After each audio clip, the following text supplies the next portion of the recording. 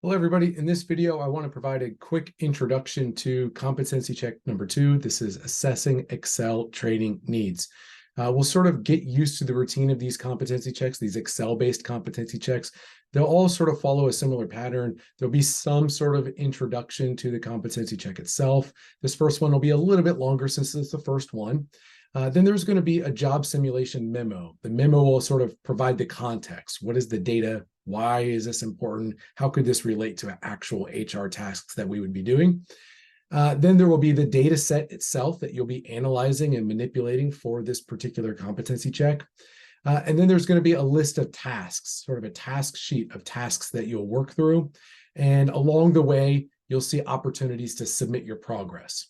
So what we're going to be doing for this first part of this first Excel-based competency check is read the memo, download the data, work through tasks 1 through 12 and only tasks 1 through 12, save our progress, and then upload tasks 1 through 12 to the part 1, step 1 through 12 submission center. What will then happen is I will evaluate your sheet to make sure that tasks 1 through 12 are perfect. If they are perfect, I'll give you full credit for the assignment and I'll tell you, congrats, now you're ready to move on to the next set of tasks, 13 through whatever. If they're not perfect, if there's anything wrong, before you get too far into the next set of tasks, I'm going to reject your file and tell you, hey, it looks like you made a mistake on step 3. You need to go back and fix step 3, and then you'll go back and fix it. You'll re-upload your fixed file. You'll revise and resubmit your file. And then I'll evaluate that fixed file. And if now you fixed all of the issues that I told you had, then I'll give you the credit and I'll tell you, okay, now you're ready to move on to the next set of tasks. If not, I'll send it back to you. And so we'll keep doing this until you give me a perfect file, and then we'll move on to the next set of tasks. So let's take a look at what this particular job memo is for competency check number 2. So I'm going to click on job memo.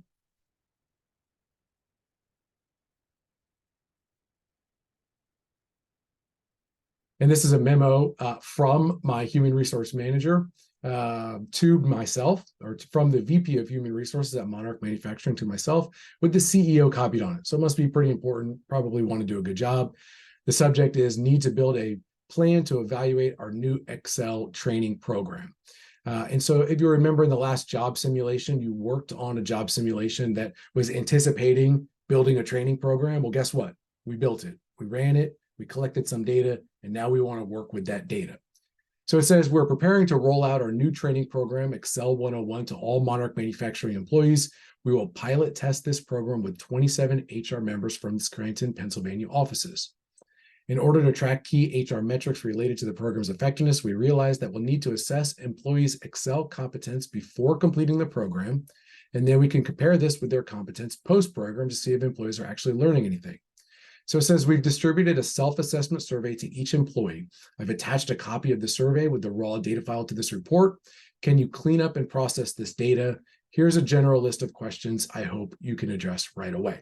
So now let's take a look at the data real quick. If we download the data set, this is what the data file looks like. And I want to point out a couple of things. First of all, this is real data based on a real survey. And that real survey was the survey that you all took at the beginning of the semester when it asked you to evaluate your competence using Excel. So I took that survey, I exported the data into an Excel file, and then and then here's the Excel file, and we're going to run with it, right? So when I said in that memo that there were 27 employees in the Scranton, PA office, that's the 27 students in this class.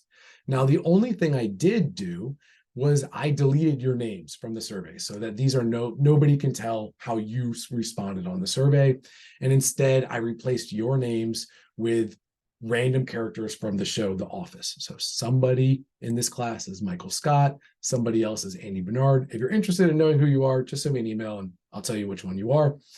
But this data is incredibly messy, and it's incredibly messy because it is exactly what the survey software that we used in this class, which was called Qualtrics, produces when we run a live online survey using that software, right? So what you'll be doing is you'll be playing around with this data, you'll be following those tasks, and essentially what you need to do. And before you actually do the tasks, I want you to just think about whether or not you could actually do this on your own, and think about the steps that you would take in order to do this if you were doing this without any guidance. I'm going to provide you guidance, but let's see how far you can get without any guidance at all. So the first task is we've got to clean up the data. Remember, this is a data from, that's just randomly spit out of survey software. It's really messy. The survey software includes a lot of columns and a lot of rows that we don't need, right? And so we're going to want to clean it up. We're going to want to get rid of those unnecessary columns and rows. So right away, ask yourself, would I know how to do that? Would I know how to delete columns and rows in an Excel spreadsheet? Right? We're going to want to relabel variables. A lot of these variables are just random codes generated by the survey software that are meaningless to us. We want to provide them with meaningful labels. So would you know how to change the labels of, data in Excel, right? We're going to want to identify and remove careless responders. One of the things that commonly happens in survey data is some people, you know who you are, just randomly click on the survey. Right? And all it takes is a few careless responders that are giving junk data to completely ruin any sort of analyses and any sort of insights that come from those analyses. So we have to have ways in place to track and prevent people from careless responding, but we also have to have ways to identify people who did carelessly respond and remove them from the data sets that they don't ruin all of our subsequent analyses. So think about how you might do that in a real survey setting. Right? We're going to need to learn how to sort the data set so that it's easy to find certain data, certain employees, let's say, if we want to sort by last name. And we're going to need to know how to create a column with employee email addresses. The survey didn't automatically give us employee email addresses. We want to create it automatically. What we don't want to do is have to manually type this stuff out. So we want to figure out a system to have Excel do the heavy lifting for us. So would you be able to do that? Would you be able to take employees' first and last names and sort of automate a function to create an email address out of that first and last name string, right?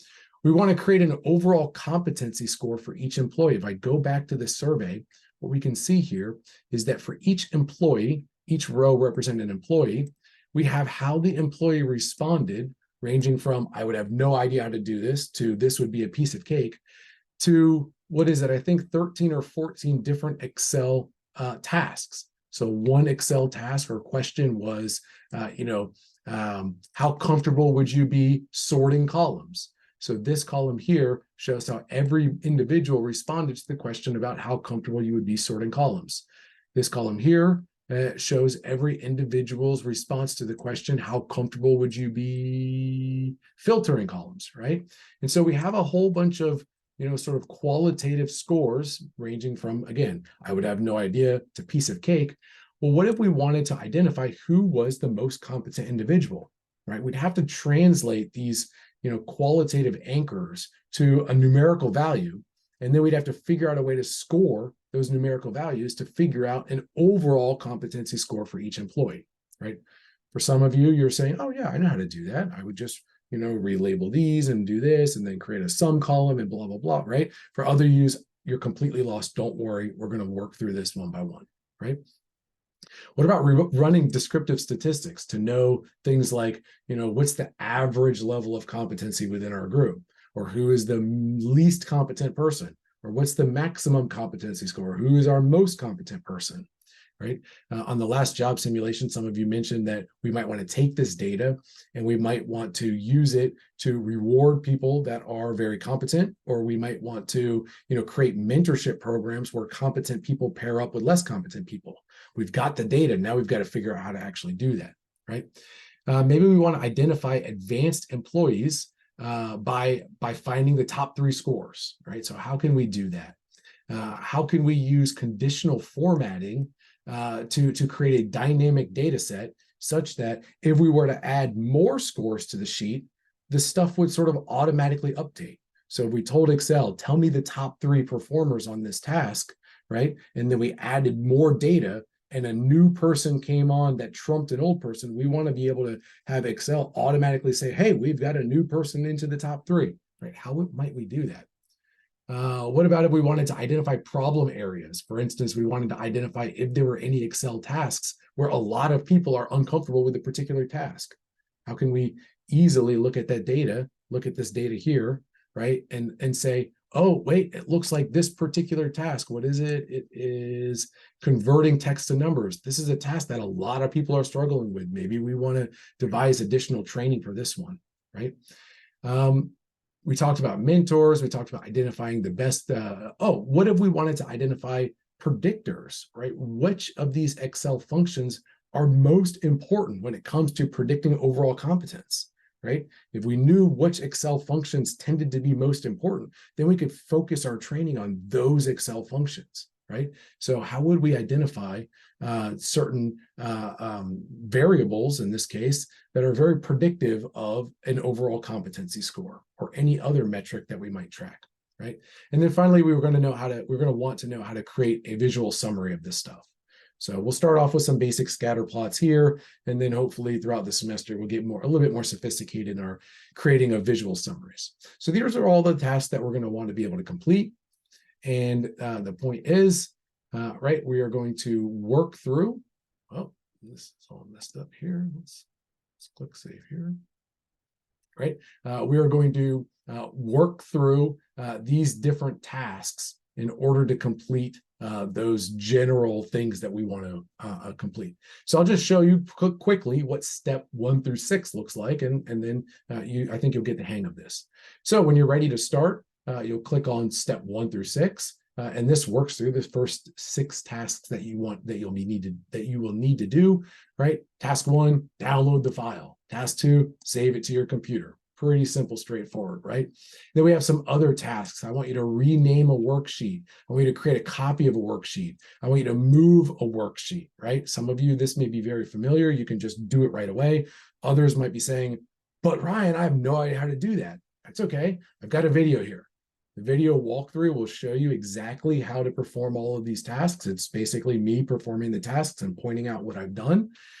So feel free to use this video walkthrough as a guide. You might just want to expand it to full screen mode when you run it so you can see the details on the video itself, right? And then after each task, I say, hey, if you've done everything right, your file should look something like this, right? So this is what it should look like after you have created new worksheets and moved those worksheets and named them the right thing, right? When you're ready to move on, we've got some navigation links. So you can click this navigation link and it'll bring you to the next set of tasks, or you can click the go back and it'll bring you back to the title page that has all of the intro video and the memo and all that stuff.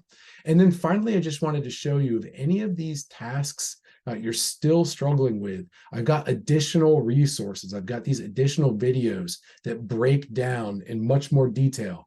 How do you move a worksheet? How do you copy a worksheet? How do you create a new worksheet? So just know that you've got these tutorials to play around with. And then finally, if all else fails, if you're still struggling, please reach out to me, email me as soon as possible, and we'll figure out a way to connect and work together on this stuff. Okay, so best of luck. Remember, you're going to be working through the first 12 tasks and submitting part 1 as the intro to this particular assignment. Again, good luck.